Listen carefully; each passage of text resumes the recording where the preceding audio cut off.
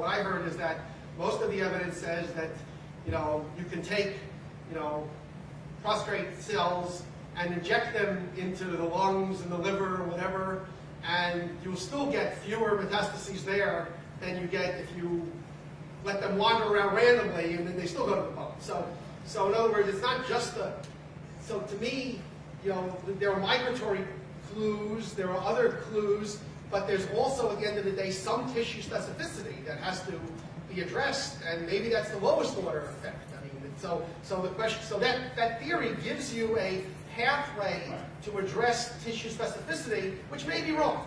I mean, it probably is insufficient. There's nothing wrong with wrong theories. But there's nothing wrong with wrong theories, right? So I gave a talk about single-cell motility a long time ago at Harvard. And after the talk, Daniel Fisher, who probably many of you know, who was at Harvard at the time, came up to me and said, I really liked your talk because it was probably wrong. And after he explained to me what he meant, then I actually was happy with his statement. So.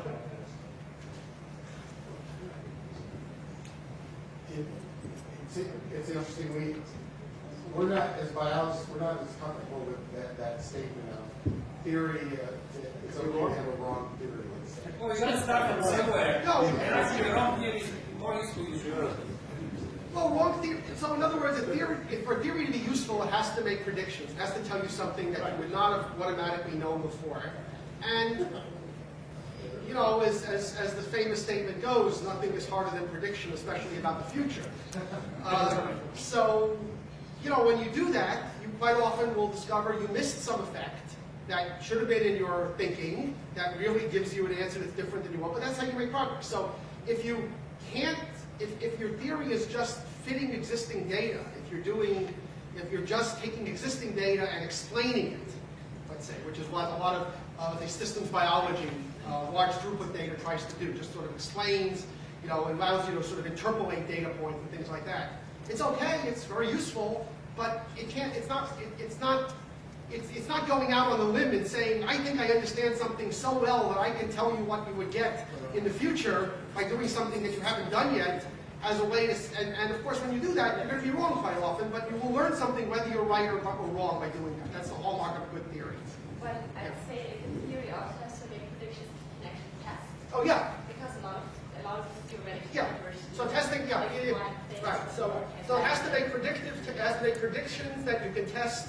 And however, if the predictions turn out to be wrong, the theory was still useful. Yeah. That's something which is not so easy to. So we're not happy when we're wrong, but we're less happy when we're irrelevant. Yes. What? I mean, what's the most, in your mind, having read through these theory papers and having read through sort of state-of-the-art experiment? What's the most important experimental program? Don't independent. Just as long as this doesn't violate causality. Yeah, that's it's really tough. This. I mean, what is the question? He wants to know what experiment I would design if I had infinite resources or something. Or, I mean, I don't know. I mean, to the extent. So, I mean, again, I'm just giving you my biased reaction to reading the papers and listening to everybody. It seems like trying to come to some grips mechanistically of what this seed and soil hypothesis really is about seems to be one of the most primary questions around. This theory gives you a very trivial version of that, which, as I said, probably insufficient. But, can one begin to understand, what are the characteristics, to have many, many different prostrate cells put in equivalent or more or less equivalent environments in the bone, try to figure out which ones grow, which ones don't, what are the time scales, are there genetic differences between those cells? Is it random, just purely stochastic, some of them just grow because of fluctuations, or is there specific sites within the bone that are more easy to grow than others? Can one understand, can one do the same thing for breast cancer cells in wherever and see the difference between breast cancer cells in the bone versus prostate cancer cells in the bone? So you're asking for like a model system, much like you do in neuroscience, where you have progenitor cells and target cells. They ask what the selection goals are among multiple targets in some sense. I'm asking for some experiment that has enough resolution to somehow can tell what are the critical characteristics of the cells that succeed in making the new lesion and ones that don't. So I don't know a priori if that's a stochastic process, in which case there are no real rules. If that's a process that depends on local microenvironments, that depends on the genetic state, in the sense of Don Ingber saying that you can have equivalent cells with the same genetics, the same genome, but can be in different states, as we all know, of the gene expression system, that after all is what differentiated states are. So I don't know which of those are the important issue, the important markers, but it could be any of those or all of those. But to me, that seems like the most important technical question, is find some way, maybe your idea of creating bone slices in some way, so that you can actually see these things happen in an in vitro prep. Maybe that, I don't know. But that to me is, from a theoretical point of view, that seems to me I don't know. That's what I would pick as my most important experimental question. I don't know how to do it. And of course, everybody else will have a different opinion, which is great. Yeah, just a couple of things to elaborate, because I of course agree with everything that's been said. But no, I think one of the things you haven't emphasized enough is, you said it, and it was said here, is that the way physics has progressed best has been through a very intimate collaboration, and you've got it down at the bottom there, really, between the data-driven and the conceptual framework.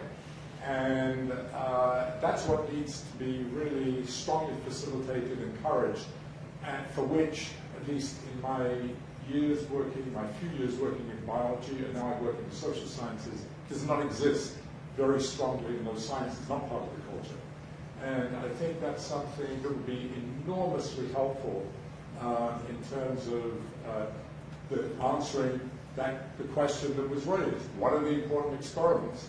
Because one of the things you learn in physics is that when those theories are wrong, if they're wrong, that is generally not good, unless they're wrong for good reasons.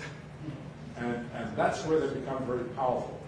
It's when they're wrong for good reasons, because then that drives a new thinking about what kind of data we need, what kinds of experiments, what are the kind of acid tests, and so on. So it's in some ways a cultural problem.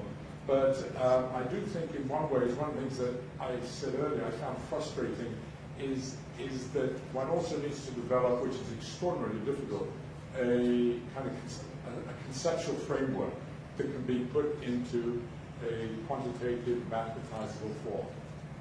You said all these things in a different way. That's okay. I'm happy to be augmented, corrected. Happy to be wrong. Okay, so I think we should probably move on to more traditional physics things having to do with actually seeing what's going on rather than just thinking about it.